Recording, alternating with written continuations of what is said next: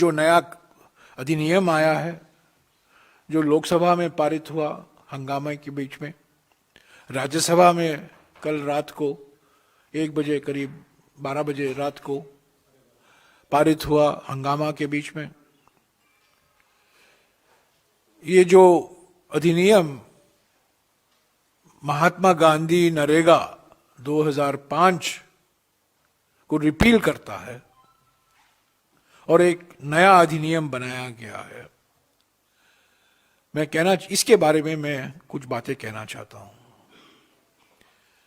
पहली बात तो यह है कि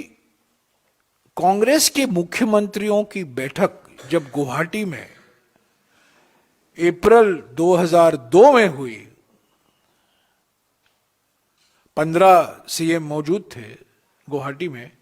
उसकी अध्यक्षता श्रीमती सोनिया गांधी जी ने किया, डॉक्टर मनमोहन सिंह जी थे, प्रणब मुखर्जी थे, बड़े बड़े हमारे नेता थे। और उस गुवाहाटी के बैठक में अप्रैल 2002, उस गुवाहाटी के बैठक में पहली बार हमारे प्रस्ताव में यह लिखा गया,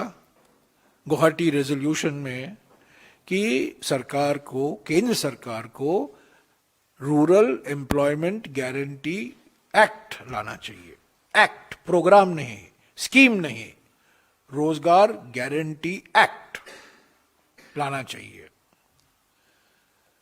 उसके बाद में 2004 के चुनाव में, कांग्रेस पार्टी के चुनाव घोषणा पत्र में यह वादा किया गया था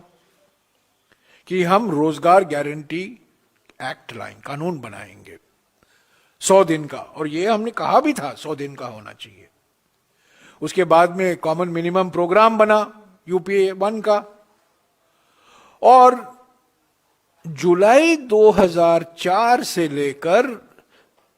अगस्त 2005 तक,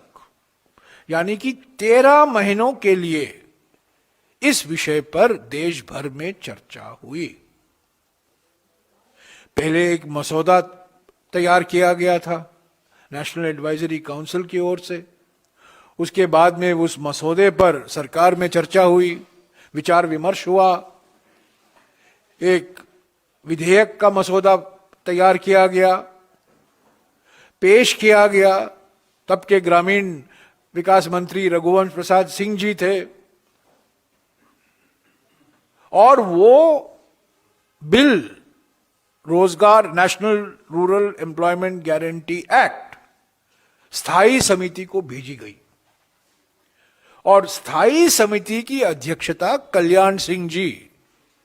उत्तर प्रदेश के पूर्व मुख्यमंत्री, बीजेपी के एक महत्वपूर्ण प्रमुख सांसद, वे अध्यक्ष थे इस समिति की। और समिति ने इस पर कुछ 7-8 महीने बहस की, तब अंत में अगस्त 2005 में यह कानून बना। मैं आपको कहना चाहता हूं, जब Mahatma Gandhi national rural employment guarantee act बना, सर्वसम्मति से बना, सकारात्मक सर्वसम्मति से बना, सभी पार्टियों की अनुमति के बाद ही बना, स्थायी समिति के विचार विमर्श के बाद, स्थायी समिति के विश्लेषण के बाद ही बना। तो जरा तुलना कीजिए, जिस तरीके से विकसित भारत जी राम जी विधेयक लाया गया था, 2 दिन पहले हमें जानकारी मिलती है, समिति को भेजी नहीं जाती है,